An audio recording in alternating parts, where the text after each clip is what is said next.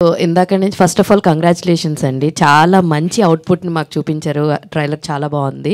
అయితే అందరూ చెప్తున్నారు, రక్షిత్ గారు ఒక మాట చెప్పారు ఇలాగా, ఫస్ట్ నాకు అర్థం కాలేదని చెప్పేసి. మీరు కన్వే చేయడంలో కష్టం పడినా తీయడంలో 100% 200% సాటిస్ఫై చేశారని చెప్పారు. అయితే ఫస్ట్ ఈ కథని రాసుకున్న తర్వాత ఈయనకన్నా ముందు ఇంకెవరికన్నా చెప్పారా? చెప్పానండి. అంటే నేను ఎలా ఉన్నానంటే ఆ టైంకి షార్ట్ ఫిలిమ్స్ అంటే హను రాఘుపతి గారి దగ్గర వర్క్ చేశాను నేను. ఓకే. పడిపల్లి హెచ్ఎంసీ. ఆ తర్వాత నేను ఒకటే సినిమా చేశాను. షార్ట్ ఫిలిమ్స్ చేసుకుంటూ, అంటే మనం క్లాస్కి వెళ్తాం కానీ ఎగ్జామ్ రాస్తేనే తెలుస్తుంది మన మార్కులు ఎన్ని వస్తాయి ఏంటి మనం అనేది. అలాగా షార్ట్ ఫిల్మ్స్ చేసుకుంటూ ఉండే.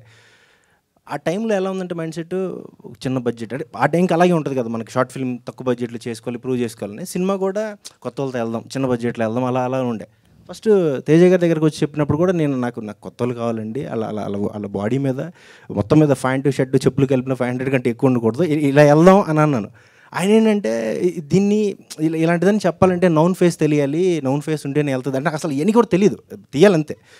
ఆయన చేసిన ఇవన్నీ అంటే ఆయన నమ్మి ఇది చేస్తాడు దీనికి ఇవన్నీ ఉంటే హెల్ప్ అవుతుంది, అలా తీసుకెళ్ళి ఇక్కడ వరకు తీసుకొచ్చారండి అంతే.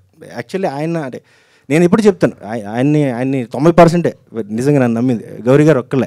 అంటే నాకు అదొక ప్రాబ్లం. ఫస్ట్ డైలాగ్ తక్కువ రాస్తాను, మొత్తం మూమెంట్స్ మీద ఉంటుంది, దాని కొరియోగ్రఫీ ఉంటుంది. యాక్చువల్లీ మనోటి టార్చర్ ఎక్కువ నన్ను భరించింది డిఓపి. షార్ట్ ఫిల్మ్స్ దగ్గర నుంచి కథ ఉండదు, మొత్తం షార్ట్లు చెప్తాను, ఆ సీన్ ఒక రోజు వస్తుంది, ఈ సీన్ ఒక రోజు వస్తుంది, షార్ట్ ఫిల్మ్ కూడా అంతే. బట్ ఫైనల్గా సినిమా మొత్తం చెప్పినప్పుడు మనం చిన్న బడ్జెట్ అంటావు, కొత్తలు అంటావు, అవుతుందా అన్న దాంట్లోనే ఉన్నాం. బట్ ఎంతైనా ఏ రోజు నా దగ్గరికి బడ్జెట్ ఎంత అయిందో కూడా చెప్పలేదండి. ఫస్ట్ తీసుకుంటే వెళ్ళిపోయాను నేను ఒక 45 days అలా తీద్దాం అనుకున్నది. 70 రోజులు ఇచ్చారు నాకు వర్కింగ్ డేస్. ఫస్ట్ దానికి నేను గ్రాటిట్యూడ్ చెప్పగలను అంతే. యాక్చువల్గా నేను అడిగింది ఆయనకన్నా ముందు ఇంకెవరికన్నా కథ చెప్పాను. అలాగే కొత్త చెప్పాను, షార్ట్ ఫిల్మ్ చేసిన మైండ్ సెట్తోనే కొత్త వాళ్ళని అనుకున్నాను, యూట్యూబర్స్ వాళ్ళకే చెప్పుకున్నాను అంతే. Okay okay okay all the very best. Ambika గారు. హాయ్ అండి. హాయ్. సో మీ క్యారెక్టరైజేషన్ ఎలా ఉండబోతుంది ఇందులో, అంటే what you will say, and opportunity ఎలా వచ్చింది, ఎవరి ద్వారా వచ్చింది? వన్ ఆఫ్ మై ఫ్రెండ్ ఏడీ కింద చేశాడు ఈ మూవీలో. సో నాకు ఈ ఆఫర్ అనేది అలా వచ్చింది. నా క్యారెక్టర్ మీరు చూడాలంటే థియేటర్కి వెళ్ళి చూడండి. ఐ హోప్ మీ అందరికీ నచ్చుద్ది. సినిమాలో ఒక్క ట్విస్ట్ కాదు, చాలా ట్విస్టులు ఉంటాయి. ఆ ట్విస్టులకి మీరే కారణం అవుతారా? ఇప్పుడు నేను చెప్పనండి. మీకు ఎలా తెలిసింది? ఏదో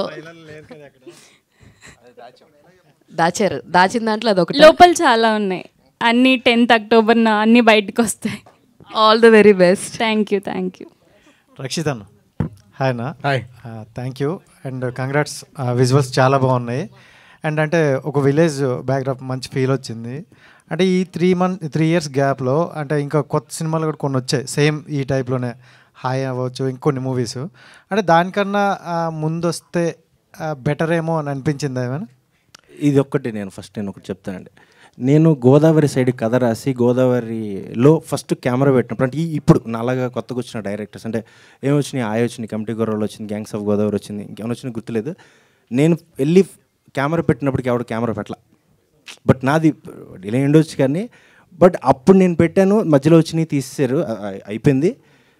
నేను ఆ రోజు ఫస్ట్ టైం నేను అమలాపురం, నా తెలంగాణ, నాకు అసలు అంతా తెలియదు. నేను ఎంత ఫీల్ అయ్యాను, ఫ్రెష్ అసలు ఇక్కడ ఏదో అలా ఫీల్ అయ్యాను. రేపొద్దున మళ్ళీ సినిమా చూసినప్పుడు అంతే ఫ్రెష్గా అనిపిస్తుంది.